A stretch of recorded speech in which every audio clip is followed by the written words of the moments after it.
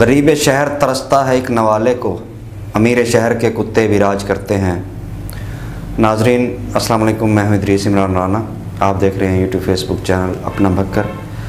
آج صبح سویرے انتہائی افسوسناک خبر سننے کو ملی کہ نوتک آٹا پوائنٹ پر ایک غریب شخص آٹا کے حصول کے لیے اپنی زندگی گنوا بیٹھا۔ انتہائی کرب، انتہائی تکلیف دہ خبر۔ ایک غریب ہمیشہ جب بھی رمضان المبارک کا آغاز ہوتا ہے تو گورنمنٹ کی طرف سے سبسڈی مختلف اشیاء پر دی جاتی ہے۔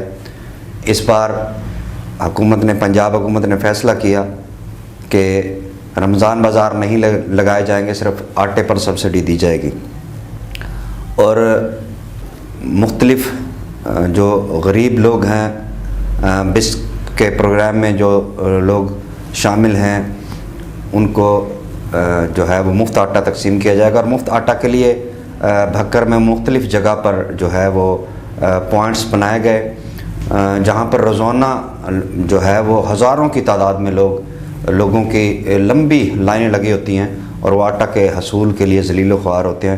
اسی طرح ہماری مائیں بہنیں بھی آٹا کے حصول کے لیے صبح سے لے کے شام گئے تک جو ہے ذلیل و خوار ہوتی ہیں۔ اور مجھے سمجھ نہیں آتی کہ یہ پالیسیز بناتے وقت کیوں نہیں سوچا جاتا کہ غریب کی عزت نفس کا خیال رکھا جائے، اور غریب کے لیے اگر سبسڈی ہے تو وہ باعزت طریقے سے وہاں تک کیوں نہیں پہنچائی جاتی۔ الہی بخش کی موت کا ذمہ دار کون؟ الہی بخش کی موت کا ذمہ دار حکمران، الہی بخش کی موت کے ذمہ دار ضلعی انتظامیہ، الہی بخش کی موت کا ذمہ دار کسی حد تک میڈیا بھی ہے، جو کہ غریب کی آواز بہت کم جو ہے وہ بلند کرتا ہے اور اس کی آواز کے لیے جو ہے وہ بولتا ہے۔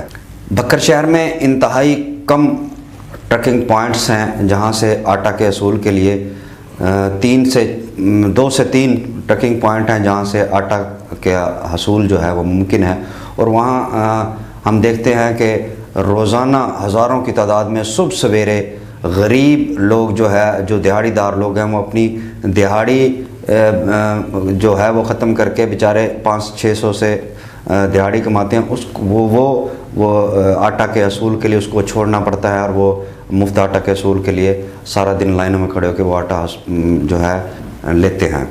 تو ہمیں سوچنا ہوگا، ہمیں دیکھنا ہوگا، ڈی سی صاحب کو دیکھنا ہوگا کہ یہ پالیسیز چینج کرنی ہوگی۔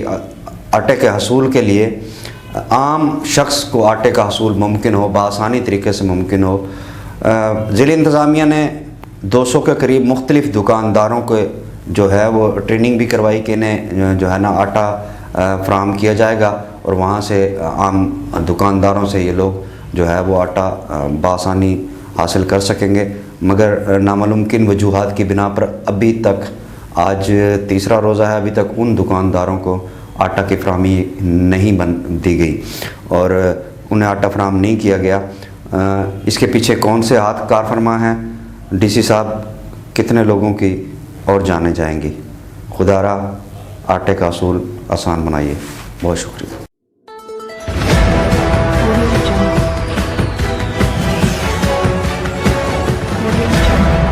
اپنا بھکر، کیونکہ یہ اپنا ہے۔